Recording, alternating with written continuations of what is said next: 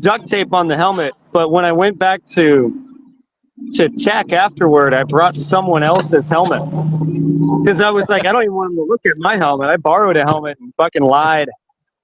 And yeah, the bike was 100% held together with zip ties and hopes and dreams. But yeah, fixed it and went right back out.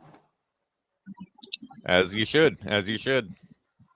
I mean, I don't promote lying to tech inspection, but you know. No one would ever do that. First and only time.